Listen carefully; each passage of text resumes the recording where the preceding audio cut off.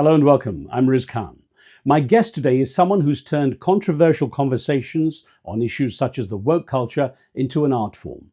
The renowned evolutionary behavioral scientist Dr. Gad Saad pulls no punches as he fights for what he believes should be universal truths and real freedom of speech. His best-selling book, The Parasitic Mind, explores how the human thought process can be hijacked by irrational ideas and how these parasitic beliefs shape much of modern society. Professor Saad's upcoming book is called Suicidal Empathy, exploring how excessive compassion for harmful ideologies is threatening much of Western society. Well, his impact and presence on social media has earned him the friendship and support of people such as the world's richest man. I found him to be incredibly engaging, very, very humble, zero ego, just two guys. We literally hugged, sat there for 4 hours, completely locked in. You know, he was confiding in me in a very trusting way, in a very intimate way. So I thought he was just absolutely lovely. I mean, he is an eccentric guy, but I've got nothing but positive affection for him. And Professor Saad has welcomed Donald Trump's second presidency as an opportunity to turn the tide on woke culture and to boost freedom of speech. I caught up with him in his hometown of Montreal in Canada for a candid conversation covering a number of controversial ideas that he's put forward. In this, the first of 2 episodes, Dr. Saad explains what he sees as the real danger of the parasitic mind, his abhorrence of what he calls social justice warriors, and how he justifies his position. I am putting the epistemological noose around your neck. I don't have to emote louder than you. I don't have to scream louder than you. If I can have this, gargantuan triangulation of evidence, I'll let that do the talking for me. Professor Gad Saad, technically, but Gad Saad, I'm glad you could spend some time with me for this conversation. There's so much to talk about. I guess I should start by asking, which pronouns would you prefer I use for you? He, they. Happy to do that. Now, you've written so many books, you've written a number of books, I should say, that really look at the human condition from a number of angles. I'm going to go through a couple of those down the road, but let's start with the parasitic mind, because that's the one that really got you out there. And having been through it, I don't know, one sense I got was that you seemed almost angry or frustrated with the way society has gone. Was it essentially a vent? I mean, in a sense, yes, because having been in academia for for 31 years now, I always tell people I faced 2 great wars in my life. The first one was the Lebanese Civil War, growing up in Lebanon. The second one was the war on reason, on logic, on common sense, on reality that I saw on university campuses. And I just couldn't understand how supposedly intelligent people could be parasitized by such nonsense. And so it was really a result of me having stood at the top of the mountain, screaming into the wind, nobody paying attention to me. Eventually they paid attention with The Parasitic Mind. Isn't a best-selling book in its own way an infectious idea? It is. So in the mimetic sense, so if you remember, Richard Dawkins famously wrote a book in 1976 called The Selfish Gene. In that book, he argued that, of course, humans are a biological animal, but also a cultural animal. Our genes spread, but so do our memes, which is packets of information. Right. So when you're reading my book, I am literally infecting your brain with my ideas. Now, you state in the book that people should proactively judge, not just judge simply to be politically correct. Where does that leave someone like me? I'm an old school journalist, and it was kind of beaten into me years ago as I trained that I should not take a position, that I should not be involving myself in the story with adjectives or a commentary or an opinion. All that's changed now in the media, as we know, but I'm kind of stuck in that world. Where does that leave me, where I don't want to be in an argument with you screaming and shouting that you're right or wrong? I just want to hear your opinions, right, and let people decide. So in your case, if you're wearing your hat as a journalist, then perhaps not judging is the right ethos to invoke. But in my case, if I am a creator of truth and a defender of truth, then by definition, I have to judge, right? I mean, I belong to the society of judgment and decision-making as someone who studies psychology of decision-making. So it's perfectly natural to judge. And in the book, I talk about the fact that many people are reticent to judge because they view it as gauche. Who am I to judge? Who are we to judge? Now, that's an injunction from the New Testament, but it refers to not being a moral hypocrite, right? Don't judge others if you are committing the sin yourself. You know, people who cast stones from a glass house and so on. But that doesn't mean that we never judge. I judge those who engage in reprehensible acts. It's perfectly part of our repertoire of human behavior. Of course, it makes it very difficult for me because I'm kind of stuck in this world where conversations like this normally would involve me trying to catch you out or, you know, trying to have a go at you. But what I want to do is really get the most out of where your mind is and how it works. And I wonder, you know, in the sense that you say in the parasitic mind that, you know, we're basically capitulating. We're surrendering our opinions to the woke culture and to political correctness. What's wrong in your mind with that particular approach of at least accepting it? Right. So each of those parasitic ideas that I talk about in the book, and maybe it's worth that I mention what some of those ideas are. Please. So postmodernism is the granddaddy of all parasitic ideas because it purports that there are no universal truths.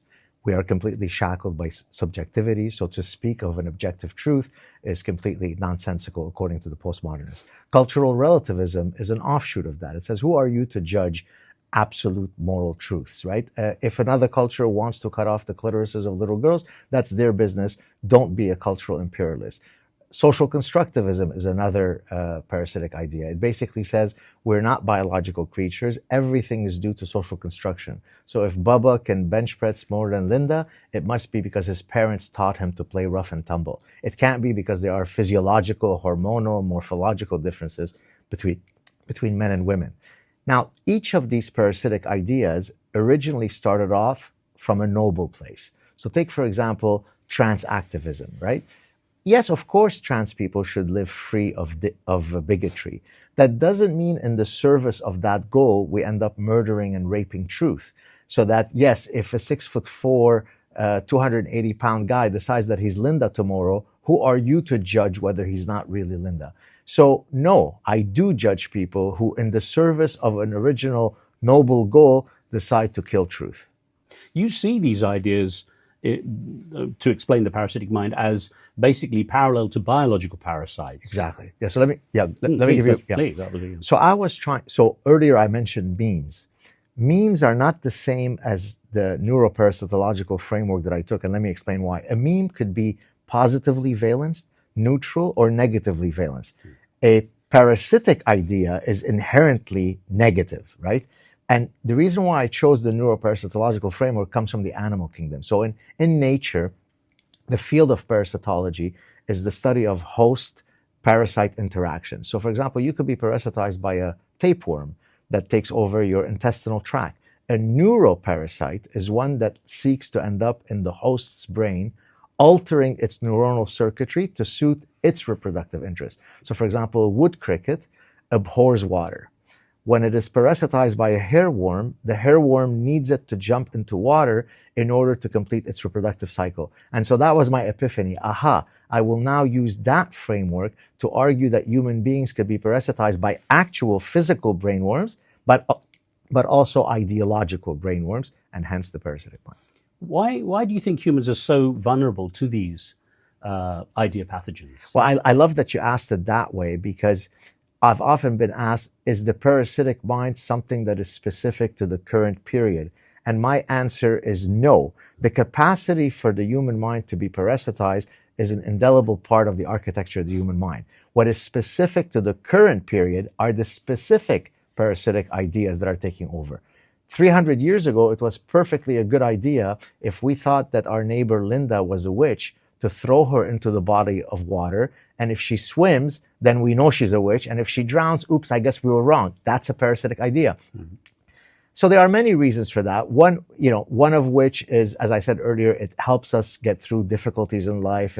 For example, some people argue that religion itself, Daniel Dennett, the famous evolutionary philosopher, argued that religion is akin to a parasite. So there are a wide variety of reasons why we are susceptible to this parasitic thinking. I'll get on to religion a little bit later because it's something you touch on quite a bit. But I'm guessing from what you say, even a good leader or someone who's a great orator essentially is infecting everyone. Well, I mean, that's Machiavelli, right?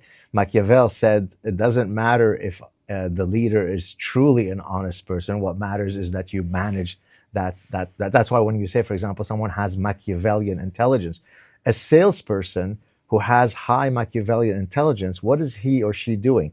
They are tailoring their sales pitch as a function of the customer that they're standing next to, right?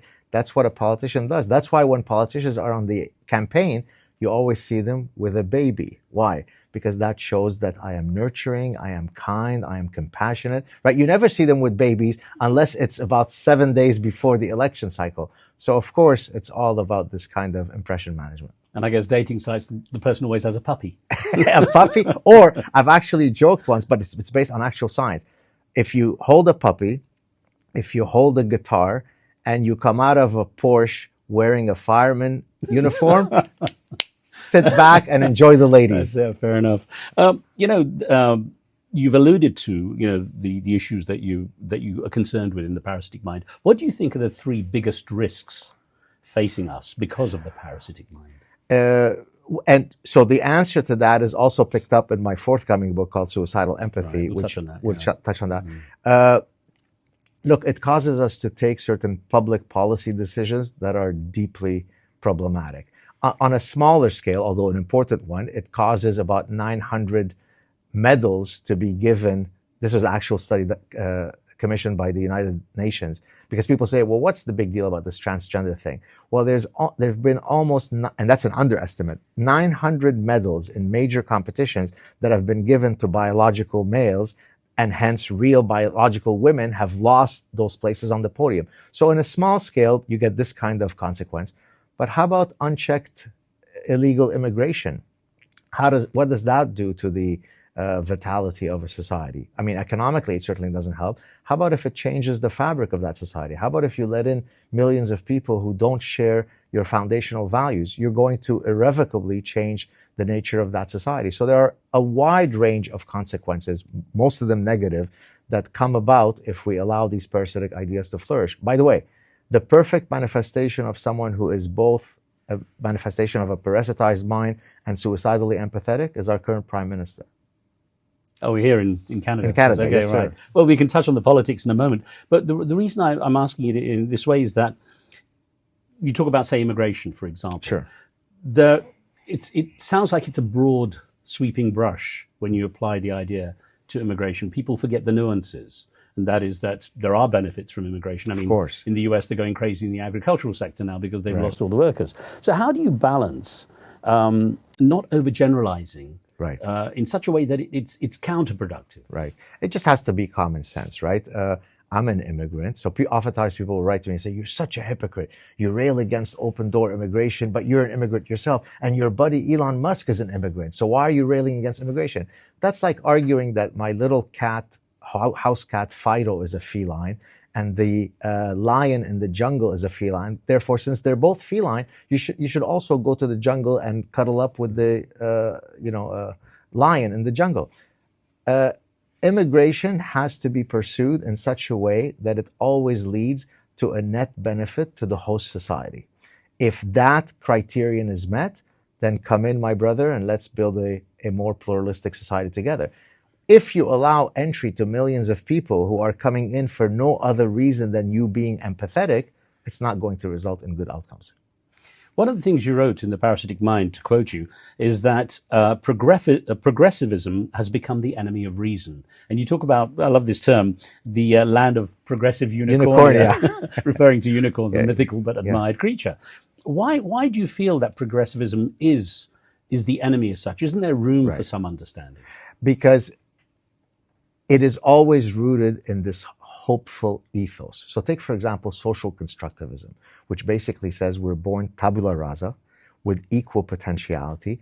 And the only reason that Lionel Messi became Lionel Messi or Albert Einstein became Albert Einstein is because of a particular schedule of reinforcement, some socialization. Maybe his parents hugged him a lot, or maybe they didn't hug him enough, or maybe they took him to McDonald's enough, or maybe not enough. It can't be because there is innate differences in potentiality across people. Because here what the progressives are mixing up is equality under the law with equal potentiality. Now, it's very hopeful for me to think that all of my children have the potential to become the next Lionel Messi if only I find the right schedule of hugging. But the reality is, my children are unlikely to become NBA players because I'm a short Jewish guy. Okay, the genes are already working again. Now, there are some short guys that ended up in the NBA, but the statistics are against you. So me recognizing that there are certain biological realities is harder to swallow than the progressive unicornia that says, given the right schedule, we will all be beautiful. Socialism is a wonderful idea if you're 3 years old, because I teach my kindergarten kid that sharing is caring. It's inherently unfair that Elon Musk has more money than the guy who's homeless, right? Wouldn't it be better if benevolent government comes in and it creates equality? That's what Kamala Harris told us. Well, socialism and communism have been tried in endless countries. They've always failed. Why? Because unicornia is inconsistent with human nature. I'll tell you a quick quote that I think you'll love. E.O. Wilson, are you familiar with E.O. Wilson? I don't recognize the name. E.O. Wilson was a Harvard biologist who recently passed away, one of the great scientists of the 20th century. His specialty was social ants. He was an entomologist who studied social ants. Now, in social ant colonies, it actually is communistic. There is a reproductive queen, and then there's a bunch of worker ants and a bunch of warrior ants that are completely indistinguishable from each other. So when he was asked in an interview, Professor Wilson, what are your thoughts on communism? His answer was, great idea, wrong species, right? So what the progressives are doing, they're saying, we will impose our beautiful, rosy view of unicornia to a species that hasn't evolved to be consistent with that unicornia. So no, I think it's a bad idea to succumb to these ideas. So essentially, it sounds like you're saying the land of progressive unicornia ignores basic science. Exactly. It ignores the most fundamental features of our evolved human nature. Here's a great example from, so I teach at a business school. So many years ago, there was a company that decided that they wanted to break free of the antiquated notions of toxic masculinity. In what context? Romance novels are almost exclusively read by women around the world, right? I mean, literally almost exclusively. And I'm about to describe to you the exact same male protagonist that's been depicted in every romance novel ever written. You ready? He's a count. He's got some royal title. He's a neurosurgeon. He's tall. He's bold. He's aggressive. He wrestles alligators on a six-ab pack, but he could only be tamed by the love of this one woman. I just gave you the plagiarized version of every single romance novel that has ever existed. Why is that? Because women fantasize about a particular type of male archetype. It's part of their innate human nature. Now, this progressive unicornia company came along and said, we want to break free of this toxic masculinity. So they're going to come up with a guy that cries a lot, sucks his thumbs, goes in a fetal position, is pear-shaped, has a whiny voice, he's very sweet and sensitive. Guess what happened to that line? The market said, I don't want it. So you thought that you had the chutzpah to impose what you want consumers to read, and consumers said, no, no, no. I come with an endowed human nature, and I decide what I want to fantasize about. So there are real consequences to approaching political systems or consumer products with a lack of an understanding of human nature. You reserve quite a lot of ire in your book for what you call the SJW, social justice warriors. Explain that concept. So the social justice warrior is typically someone who is very much entrenched in sort of progressive unicornia. I even give an example of a type of social justice warrior with a spicy term. Do you know where I'm going with this? Male feminists as sneaky. Do you remember what the last part is? Sneaky effers. Sneaky. Okay. Okay. Now, that term, sneaky effer, actually comes from science. So in the 1970s, the official scientific term is kleptogamy, which is the stealing of mating opportunities. But the colloquial term, even within the scientific literature, is a sneaky effer. So example, you have many species where the males, there are two phenotypes of male. There's the traditional male who is, very masculine and so on. There is another type of phenotype of a male that mimics females. So when the big dominant male sees this one, it dupes him into thinking that he is a female, and then goes around and surreptitiously engages in mating opportunities. So I took this principle from the animal kingdom, and I argued that human male feminists, social justice warriors, are adopting the sneaky effort strategy. I remember this now, yeah. I'm very, very kind. I hug the trees. When I put gas into my car, I start crying because I am raping Mother Earth with the devil's juice and so on. And so I'm very kind. You could trust me, Linda. You don't have to worry about me. I'm a kind and compassionate person. I'm a sneaky effer. How do you propose to protect those who are genuinely vulnerable? Because we can't all be that archetypal, super strong alligator wrestling type. There are those who need, to some degree, I guess, support and protection. So how does it not kind of dissolve into this, as you say, unicornia kind of perspective?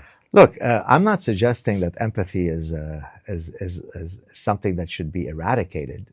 We are a multifaceted creature, right? We can be ruthlessly violent, and we can be infinitely kind and loving, right? She's not on camera right here, but my daughter is here. I would be willing to jump in front of a truck to save her life, right? So that allows me to have empathy, have love, have unlimited compassion for the right targets, right? But on the problem is when you take these virtues and they misfire. So I don't know if we want to talk about suicidal empathy later, but maybe We'll talk about it. We'll carry on. Yeah. Carry on. So suicidal empathy is simply the misfiring of an otherwise adaptive emotion. So let me draw an analogy. OCD is a psychiatric disorder, right? But at its root, it is based on something that is quite evolutionarily advantageous. The idea of scanning the environment for potential threats makes perfect evolutionary sense. But for most of us, once we have tended to that threat, it then goes away. So for example, if you and I shake hands and I notice that a minute before you shook my hand, you sneezed into your hand, I might later quietly go into the bathroom and wash my hands. I wash my hands once and then I resume our interaction. The OCD sufferer will be stuck in an infinite loop for the next 8 hours, washing their hands until their skin is falling off in scalding hot water. So it is a misfiring of an otherwise adaptive process. So yes, be empathetic, be kind, be generous, be compassionate. Those are all part of the repertoire of human realities, but it has to be properly regulated. What you refer to, though, in the parasitic mind is something that's very interesting, and I think a lot of people recognize this based on what we see in the media, and that is the faux outrage, false outrage. Exactly. So, and here I can link it, if you like, very quickly to an evolutionary principle. So for a signal to be meaningful, it has to be costly. And let me explain what I mean by that. You take a peacock's tail, right? The peacock's tail could not have evolved via natural selection. Natural selection is the mechanism that confers survival advantage for that trait to have evolved. Well, when the peacock evolves that big tail, it is burdensome, it makes it more conspicuous to predators, it makes it more difficult to take flight. So why would evolution have resulted in the evolution of such a burdensome tail?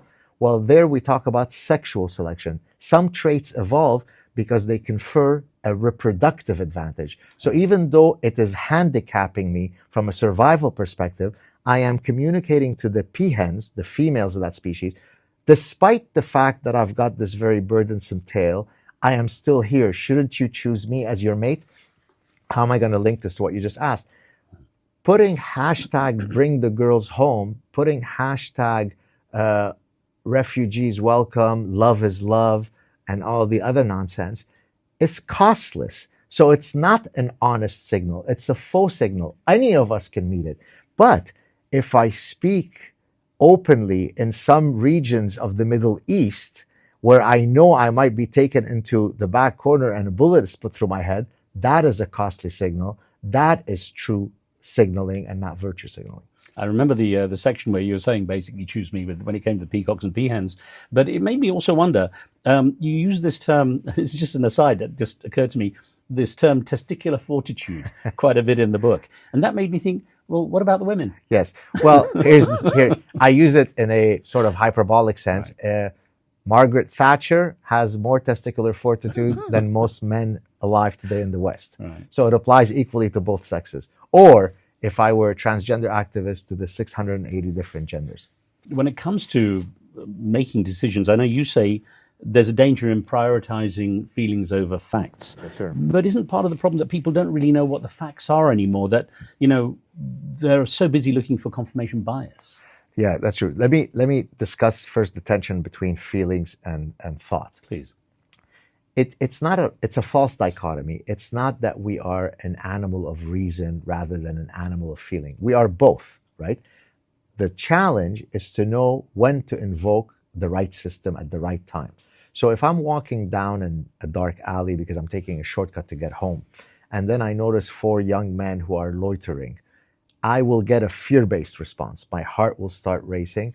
I will start breathing heavier. My blood pressure will go up. All of these things have triggered my emotional-based system, and it makes perfect evolutionary sense for that to have happened.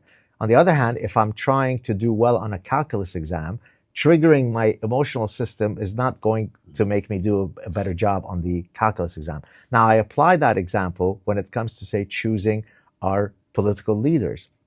Regrettably, most people end up invoking their affective system rather than their cognitive system. And so here I talk about, actually an expression from Arabic says that getting drunk by simply smelling the cork of the wine bottle. Right. Because what that basically says, I don't need to actually drink the wine to get drunk. I just take a whiff and I'm already, right? So it refers to someone who has a weak cognitive constituency, right? So for example, if you ask people, why do you love Obama? Well, he's tall, he's lanky, he's got a mellifluous voice, he's got a radiant smile. It could well be that every single syllable he utters is complete rubbish, but I'm already getting drunk by his cork. On the other hand, why do you hate Donald Trump? Well, he's cantankerous. He speaks like a brawler from New York. He's not presidential. But you didn't say anything about whether you agree with his immigration policy or his fiscal policy. So the reason why I discussed that tension is because many of the problems that we face is because we trigger the wrong system at the wrong time. Regarding your issue of what do we know what is true or not? Well, one thing I could tell you is that there shouldn't be a government agency that decides for us what is true or not. I don't know if you remember, under the Biden administration, there was a woman, Nina something, that came out who was going to be the first official czar of disinformation. I mean, Orwell couldn't have come up with such a ridiculous notion. Do you remember her? Vaguely, but I was thinking, though, the issue is partly that with politics, the scene has become distorted anyway. Right. Well, and look, for example, in science, once you utter the words, these 2 words, settled science, you understand nothing about science. Because science deals in provisional truths. Yes, right. There is a truth, but that truth can move. What we thought was true, the Copernican revolution was about people thinking one way about the cosmos, and then Copernicus and Galileo came along and said, no, that's not how it works. So the idea that it's settled science, and therefore we need to remove your YouTube channel, we need to get you off of Twitter because you are espousing false beliefs. Is it disinformation to say that men menstruate, or is it veridical information? So this whole idea of we tell you what the facts are is a terribly Orwellian, dangerous idea. I'll get on to how this has been affected by social media and the mainstream media as we progress. But what I was getting at also is, isn't it now that in the case with politics, it is more about smelling the cork than actually listening to what the real policy should be? And I think there is a reason for that. Look, we face a lot of computational complexity in our everyday life, right? Imagine if I sat there aching about every single decision by looking at every single piece of information that is relevant before I decide which restaurant to go to or which car to purchase. Then I would be stuck in choice paralysis, right? So I use what are called decision rules or heuristics that allows me to cut through the clutter, right? And so, for example, when people evoke their affective system, that's a very quick shortcut, right? Because it allows me to say, look, how do I feel about Obama? He's lovely and majestic. How do I feel about Trump? He seems mean and cantankerous. Good enough, right? Because it cuts through the clutter. Now, it's a suboptimal way of making decisions, but it is a very quick way to navigate through the computational complexity. When it comes to it, in your opinion, which is more important, truth or freedom? And who wins when they clash? For example, if you have people, putting out, because of free speech, putting out falsehoods, disinformation, and so on in the media? It's very hard to put a ordinal ranking on which one requires the other in an infinite loop, right? I can't pursue truth if I don't have the freedom to pursue truth, and vice versa, right? So that's what and I'm glad you raised those two, because I'm guessing you're referring to the parasitic mind, where in chapter 1 I say that the two fundamental ideals that that inform my life are truth and freedom, right? I don't think you can have one without the other, right? I have to have the complete freedom to be able to pursue truth where it takes me, which, by the way, leads to a very dangerous idea, forbidden knowledge, which I briefly referred to in the parasitic mind, and I pick up again in suicidal empathy. Forbidden knowledge is the idea that there are some inquiries that we should refrain from pursuing because the consequences would be too great to pursue them, right? Now, and if I may, let me explain here the concept of deontological versus consequentialist ethics. Deontological ethics is absolute statements. It is never okay to lie, would be a deontological statement. Right. A consequentialist statement would be, it's okay to lie if you're trying to spare someone's feelings. And so I often joke that if you want to have a long, happy marriage, I remember, yeah, you're right, and your spouse says, "Do I look fat in those jeans?"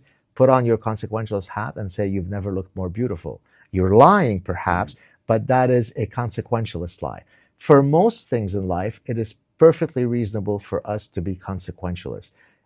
For freedom of speech, for the pursuit of truth, for journalistic integrity, those are by definition deontological statements. So if you say, yes, pursue truth, but don't hurt people's feelings, the but there is a big problem. Professor, from where do you get your news? How do you make sure you're getting what you would consider accurate? Wow, what a great question. It's really a collection of stuff. Some of it TV, some of it I read, some of it is just the scrolling through X. So I don't have a single one-stop shop place. It's a bit of but what I try to do is triangulation of the veracity of information. Do you see what I mean by that? Yeah. I always say that there's a triangle: information plus diversity leads to perspective. Right. So, there you go. But the thing is, are you constantly aware of the risk of an echo chamber? Constantly trying to validate your own thoughts, because you're obviously quite forceful in your thoughts. There's a risk you could always be seeking validation. Albeit, if you, for example, will look at some of my now I have a lot of followers, so I can't give you an empirical estimate, but I can oftentimes have on my feed 2 people that just responded to something that I posted, and they couldn't be more diametrically opposed from each other. Now, I actually take that with some encouragement, meaning that if every time I post something, everybody always agreed with me, then probably I've created an echo chamber. But if, just with one post, I can have 20 people, 14 of whom agreed with me, 6 who haven't, then I think I'm building a diversified chamber. So I used to give this example that if I covered the Israeli-Palestinian situation, and I would have people from both sides, but either way, no matter how I did the debate or the conversation, I would get viewer feedback saying, "Oh, you're so pro-Palestinian," for the same show where they said, "You're so pro-Israeli." And my producer would say, "How can that be?" I said, "Well, my explanation was people bring their own baggage exactly when they're watching, and that's why I ask in your case how you kind of put your mind outside that potential echo chamber." So I'll give you an example of confirmation bias that my former doctoral supervisor had told me many years ago. So he had been hired to help some company. He's a cognitive psychologist and consumer specialist at Cornell. He just recently retired, by the way. So he had been hired by a company where half the executives seemed to be for a product launch and the other half seemed to be deadly set against the product launch. And so what was going to break the tie is they were going to bring a bunch of them, put them in a focus group, and then based on that interaction, either one side would win or one side or the other side would win.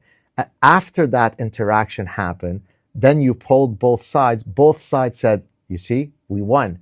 Now, how could it be? How could it be that they both saw the exact same interaction and arrived at exactly the opposite confirmation, right? Well, it's exactly to your point, which is I only look for information that supports my position, and I filter out perceptually and cognitively any information that doesn't agree with my position, and therefore I solidify my anchored position. I was recently asked on a show by a British psychiatrist This was about a year ago. At the end of the show, maybe the best question I've ever been asked, maybe you'll beat it on this show. He said, what is the singular phenomenon that, you've seen in the human condition in your 30 plus years as a professor that has most surprised you? So I had to pause for a second.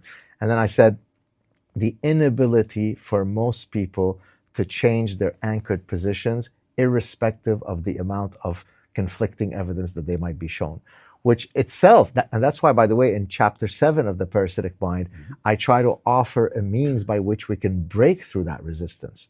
I talk about nomological networks of cumulative evidence, which we could talk about. So I'm mindful of even my capacity to succumb to this kind of echo chamber. That's why I try to sample from many different sources. How do you regard conspiracy theories? The moon landing wasn't real, or that there were chips in vaccines during COVID, these kind of things that are out there. How do you regard them? I apply the scientific method, right? So I think there is now enough evidence that the Holocaust did happen. So if you're a Holocaust denier who argues that it was all Hollywood made and there were no ovens and so on, I don't have to take it seriously, because I know the accumulation of evidence has already established that thing happened. And so you just apply the scientific method as you navigate between what is true or false. There's no other way to do it. It's difficult, though, with things like the moon landing. It doesn't have the same empirical basis as the Holocaust, for example. That is true. That is true. But by the way, I don't know if it's the right time to do it, but maybe it is. Do you want me to talk about how you do the nomological networks? Please do, yeah. So in a sense, it speaks to your general question. How do you seek truth? How do you know what's true, what's not true? And so in chapter 7, the chapter's titled How to Seek Truth, I argue that there is an incredibly powerful, albeit very cognitively taxing, method to try to decide whether something is true or not. So let's take, for example, I give several examples in the chapter, but I'll discuss one here. Let's suppose I wanted to counter the idea that social constructivists offer that toy preferences are sex-specific due to socialization. Meaning it's because mommy taught Linda to play with the doll and taught Bobby to play with the truck. That's why they have those preferences. Let's suppose I wanted to demonstrate to you that that's not true. There are universal biological and evolutionary based reasons for those sex-specific toy preferences. How would I go about doing that? So I'm going to build a nomological network of cumulative evidence, meaning I'm going to get you data from across cultures, across time periods, across species, across methodologies, that will triangulate to demonstrate that this position is unassailable. So, and I'll give a few examples. Well, from developmental psychology, we know that young infants who are too young to yet be socialized, by definition, they don't have the cognitive apparatus to be socialized, already exhibit those sex-specific toy preferences. So that already takes out the socialization argument. I can get you data from vervet monkeys, rhesus monkeys, and chimpanzees showing that they have the same sex-specific toy preferences. I can get you data from sub-Saharan Africa, where cultures that are very non-Western, they exhibit the same sex-specific toy preferences. I could go back 2,500 years ago, showing you that in ancient Rome and ancient Greece, on funerary monuments, little boys and girls are depicted playing with exactly the same types of toys as we have today. So look how I am putting the epistemological noose around your neck. I don't have to emote louder than you. I don't have to scream louder than you. If I can have this, gargantuan triangulation of evidence, I'll let that do the talking for me. And so that's why, by the way, I'm epistemologically quite humble in that I know what I know, and I know what I don't know. That's why I never get caught in interviews. I give thousands of interviews because I'll never try to wing it. If you ask me a question that I think that I haven't done the requisite nomological network for, I'll say, hey, Riz, that's a great question. It's above my pay grade. I don't know. But if I know, good luck to you if you want to debate me.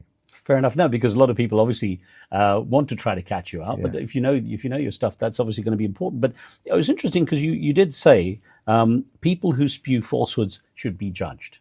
Now that stuck with me with parasitic. Judged doesn't mean imprisoned. No, I didn't. I realized what you meant. It was the whole chapter on us taking a position and so on, which is why I started asking you about my situation as a journalist. Because of course, as a human being, I have in my head judgments and opinions, but I really, difficult as it is, I enforce them in terms of my journalistic work. I want to stand away and hear the story.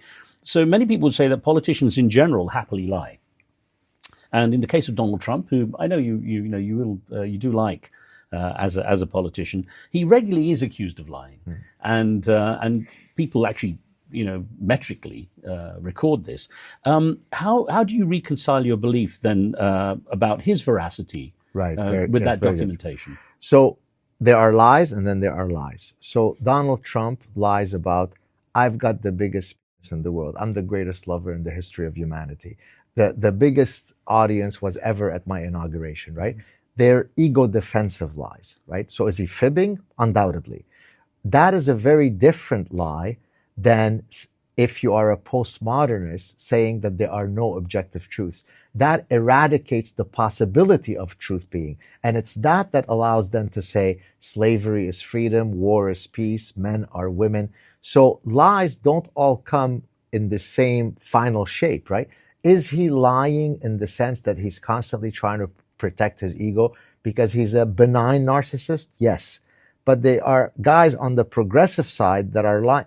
If you say, for example, that socialism is the means by which people are most likely to flourish, that is a much more consequential lie than I am the best lover of all time. Both are lies. One is much bigger than the other. But he does have those consequential ones too. They're eating the cats and dogs in Springfield, Illinois, and so on. People react to this. Yeah, okay. In that case, I think it's the fog of the rapidity of how information comes about, right? I think, though, and Elon Musk recently said it, he said, look, we will put out stuff often and it'll turn out to be false, in which case we're happy to correct our position. So just have the epistemological humility to accept that sometimes you'll get it wrong. True. No, I heard him say that. He was actually in the White House as he said it. Exactly. Now, the question is this, though. If putting out this information without checking its veracity in the first place, there are consequences, the risks are great. That's right. So from your side, how do you rationalize that with saying someone like this is worth the leadership position? Because I think all politicians lie, as you said. The question is, which one is the lesser of a liar?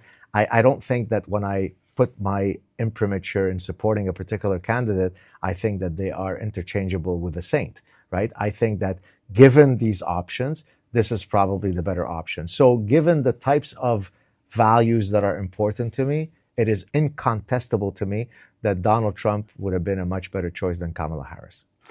All right, you're picking between those candidates, but I'm talking in a general sense with politicians. They all lie. I was going to say, so in the sense of Donald Trump, you see him as something of a cure.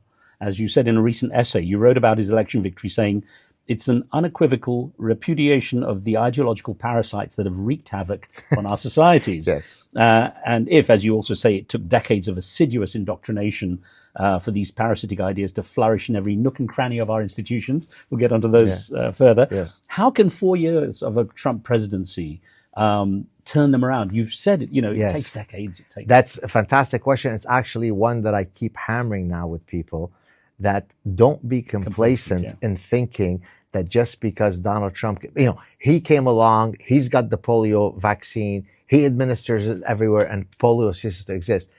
To your point, what you just mentioned, it took, depending on the parasitic idea, it's taken between 50 to 100 years for these idea pathogens to develop originally on university campuses and then to break out of the university. So it won't be sufficient to only kind of rest on our laurels to say, hey, Donald Trump is here, we've eradicated this nonsense. That's why even I've had people who say to me, so now that Donald Trump has come to power, will people even read Suicidal Empathy? I say, of course they will, because these parasitic ideas have not gone away. The reflex to be suicidally empathetic is not going to magically go away because this guy came into office for 4 years. The next president might be one that is as committed to these parasitic ideas, and off we go on the woke train. So there's much more in the fight to be had. I want to get your perspective on this as someone who's actually a couple of years younger than me, but around the same kind of age. For me, it seemed like there was a massive change in the curve where this suddenly all became public. I don't remember these kind of debates for the last, say, 40, 45 years. Because you weren't in academia. So it takes a while for all of these. So for example, take shingles. The virus is within you, it's dormant, and then something will trigger it such that you might get an outbreak and I don't. But it is in there. So what you were reacting to is the fact that you didn't know that shingles was flourishing in the background, whereas I was living in the petri dish of shingles called academia. So, and let me give you the background of how I first was exposed to, Houston, we have a problem. So my scientific work originally was in the application of evolutionary biology and evolutionary psychology and studying human behavior in general and consumer behavior and economic behavior in particular. And so as I tried to Darwinize the business school, the idea being that you can't study entrepreneurship or leadership or consumer behavior or economic behavior without ever invoking our biological nature. To me, that seemed like a very banal and obvious statement. Well, apparently it was completely heretical to most of my academic colleagues. And so I was right, that was my first exposure to parasitic ideas. How could these otherwise bright, educated people be questioning the fact that human beings, consumers are biological? You don't think our hormones affect our behavior? How? Right? And so I saw it, but it took a while for other people who were not inhabiting that ecosystem to then hit them. And that to me is frustrating, because had people listened when I stood up on top of the mountain and saying we have a problem, then we wouldn't have had to have 900 medals being stolen by trans women. You see what I mean? I hear you. Yeah. I appeared in 2017. I appeared in front of the Canadian Senate. I was summoned, as was Jordan Peterson, separately, to talk about Bill C-16, which at the time was a bill that hadn't passed yet, trying to incorporate gender identity and gender expression under the hateful rubric umbrella. And I said, yeah, of course, I support the idea that no person should face any bigotry, but beware of the proverbial slippery slope. Now, if you go back and you listen to my warnings, I hate to say it, but they were prophetic. How do you regard the way, well, this also occurred to me, the word political correctness came in, I don't know what, maybe 15, 20 years ago that I could really remember. And suddenly all the parameters changed. I couldn't put on an African accent, for example. I certainly couldn't, if I was an actor, go on, blacken my face and appear as an African. When that all started to emerge, how did you regard that? I was very concerned by it, because I saw the kind of stifling environment it created in otherwise banal interactions on campuses. So people were, I remember at one point someone asked me, this was probably about 10 years ago, oh, where are you from originally? And I was about to answer. I said, oh, I'm so sorry. I know that I'm not supposed to ask that. I said, what do you mean you're not supposed to ask that? You recognize that I don't look as though I'm indigenous to Canada because I have a particular morphological look. What's the problem with you asking where I come from originally? So I've noticed that for a while. I compare it, and you might remember this from the parasitic mind. The parasitic wasp stings a much bigger spider, rendering it zombified, and then it takes it to its burrow, lays its eggs on it, and then its eggs, as they hatch, eat the spider in vivo while it's alive. And so I argue that political correctness is akin to the spider wasp sting, because it stultifies me, right? I'm now afraid to say, I recognize that you don't look French Canadian. So what if I were to say, Mr. Khan, where are you from? How is that an insult? But that's what happens with political correctness. It removes our ability to have natural dynamics. Just an aside, I tend to say, what are your roots? What are your roots? I find it kind of safer. And this is the issue. Aren't there so many landmines now onto which we can easily step? Not if you're called Gad Saad. I mean, I don't give care. A SHIT. You know, there's a, and I invoke this in chapter 8 of the Parasitic Mind. I say, activate your inner honey badger. Yeah. Right? The honey badger, for the viewers and listeners who may not know, has been literally ranked as the most ferocious and fierce animal in the animal kingdom, which is saying a lot. There are a lot of ferocious animals in the animal kingdom. The reason, it's the size of a small dog. It is so fierce that adult lions will stay clear of it, right? That's why there's the expression, honey badgers don't give an F. I live my life this way, maybe to a fault, and I wish more people would invoke. Well, you end the book basically saying evoke your honey badger. Yeah. Exactly. How do you regard Andrew Tate? I interviewed him at his home in Romania. Yeah, I've never interacted with him. I don't know much about him. I mean, he seems maybe not to my aesthetic taste in terms of his delivery, like kind of the bro stuff. Some of his and I'm hardly one who can't engage in locker room talk, right? I mean, I was literally a soccer player myself, so it's not as though I'm a dainty Puritan madam.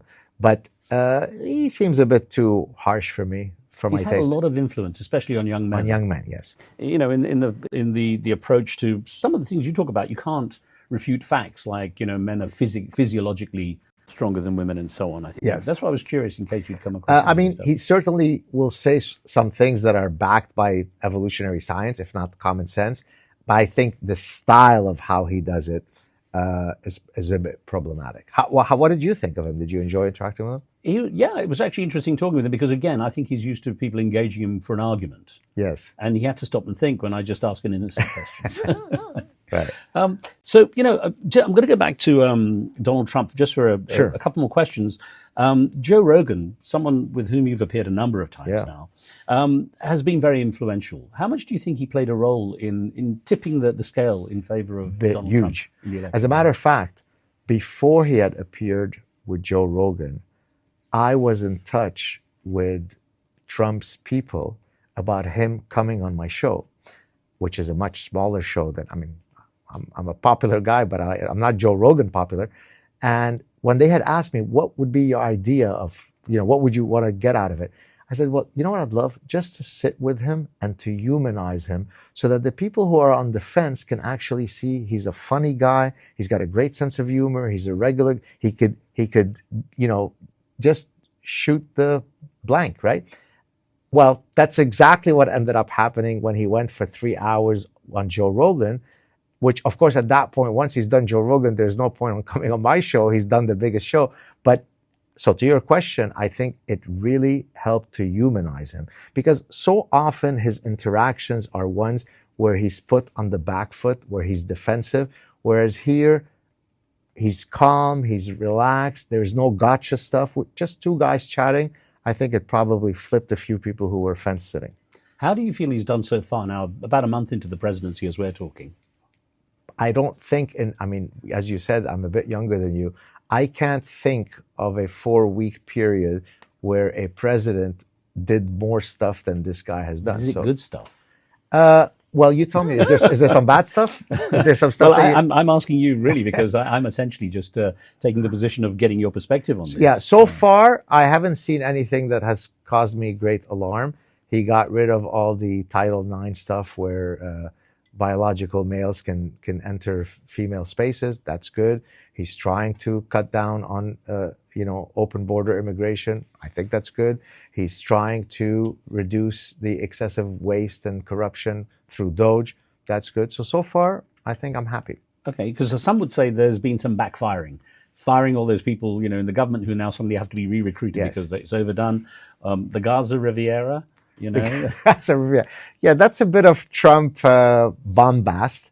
I'm not sure if I would have approached it exactly the same way. But that, again, is, I think, stylistic, right? He's a great negotiator. It could well be that he says that without literally meaning that because he's trying to angle for a better negotiation position.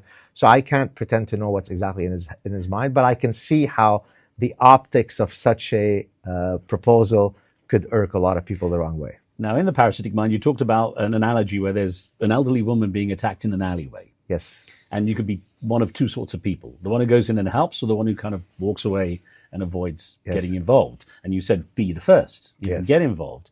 Some might say with what's just happened, as we're talking again with the situation with Ukraine, he has now said, I'll go into Ukraine, but if we can have mineral rights. It's like, I'll help you, old lady, but as long as you give me some money from your purse. Except, hasn't there been already a lot of the purse of the United States taxpayer given to Ukraine? So the question becomes, how far do you want to take this? I mean, how much are the American and frankly the Canadian taxpayers owing in the protection of Ukraine? If you are a strong isolationist, you'd say we've already spent way too much money. If you're a globalist, we haven't spent enough money. It depends on your perspective. Talking of those close to the president, Elon Musk is also a fan of yours and your book. Yes. And he's certainly, a lot of his decisions. I wonder, do you feel that he was shaped to some degree by what you wrote in The Parasitic Mind? Well, there is an article that came out in Wall Street Journal about 7-8 months ago. The title of the article, "The Man Who Fuels Elon Musk's Nightmares." Do you know who that man is? So I suspect, I mean, it's hard to answer that question without being immodest, but certainly I probably I'll played have a to look hand. for that. I missed that in my research. But you said that Elon Musk should get the Nobel Prize. I do. In which field? Well, we probably peace in the sense that I mean, someone will probably correct me, but I would say probably within a week of him having purchased Twitter, I did a Saad Truth clip where I said, of all the things that Elon Musk has done and anything that he will do in the future, none will be as historically consequential as him having bought X. No, I remember you'd quoted that. Exactly. And so the fact that he has freed many of us from the oversight of in French you say les bien-pensants, the good thinkers, the ones who are better, or as Thomas Sowell would say, the anointed ones. The fact that I can now go on a thing and even use the R word. You know what the R word is? Somebody says something really idiotic, I go, come on, man, are you retarded? Oh, right, yeah. So that was completely a no-no. I mean, the only strike I ever got on former Twitter, I think it was maybe like a 7-day violation, was because I had used the R word. Real life cannot be sanitized in this way, right? When I was in the Lebanese Civil War, I didn't know if the next minute I was going to live or not. And that was my reality growing up. You can handle the R word. How did you find Elon Musk as a person? So we spent a lot of time together. He actually had invited me down to meet him at his house. We ended up spending maybe about 4 hours together. I found him to be incredibly engaging, very, very humble. I mean, we had communicated many times, but that was the first time that we had seen each other in person. Zero ego, just two guys. We literally hugged, sat there for 4 hours, completely locked in, sometimes discussing some very personal and intimate things, sometimes discussing about maintaining human consciousness via interplanetary travel. So sometimes it got very, esoteric and philosophical. Other times, as a matter of fact, now I could say it because he's mentioned it himself. He told me that the original, trigger for him that got him into the woke mind virus was the reality that he faced with his own son, who became his daughter, right? At the time, I didn't know if that was public, so I never had mentioned it. But, he was confiding in me in a very trusting way, in a very intimate way. So I thought he was just absolutely lovely. I mean, he is an eccentric guy, but I've got nothing but positive affection for him. He got some flack for doing the Roman salute, which is often compared with the Nazi salute. This thing, yes. As someone who's culturally Jewish, how did you feel about that? Well, I said, I actually had right away tweeted, I don't know if you saw it, I said, I can't believe that I was able to spend all this time in the Grand Nazi's house, and as a Jew, I came out alive. Of course, I was mocking the idea that he is, pro-Nazi and so on. It's so silly, come on. A lot of the stuff you write, actually, this was interesting to note, even in your book, that irony and satire gets lost on a lot of people. Oh my God, it's unbelievable. First, the power of irony and satire and sarcasm. So in the book, in The Parasitic Mind, I say that it is akin to the surgeon's scalpel cutting through warm butter, right? The reason why dictators go after the satirists first. They don't go after the guys with the big muscles. Those are easy to handle. But the guy who's got the sharp tongue, the guy who's got the sharp pen, hence the pen is mightier than the sword, that's the one that I'm scared of, because he's the one who could attack my ideology, my position, right? So he makes me scared. And so that's the reason why I use satire and sarcasm. But to your point, what amazes me is how often, usually it's somebody new, who doesn't know my style, who I'll write something that is completely satirical, and then they will just start sending me endless hate mail, not realizing that I was being satirical. Dr. Gad Saad explaining how he believes the parasitic mind is shaping our world today. On the next episode of the conversation I had with him, I challenge his fears that Islam is a danger to the world. Islam, though, is a set of ideas that are codified, and then we could say, does Islam promote greater personal liberties and freedoms? Yes or no. There is only these answers. It's either yes or it's no, right? I would venture that based on historical facts, it doesn't promote greater personal liberties and freedoms. And so I can't be Islamophobic in saying that. It's a nonsensical term. I am a Islamo-realist.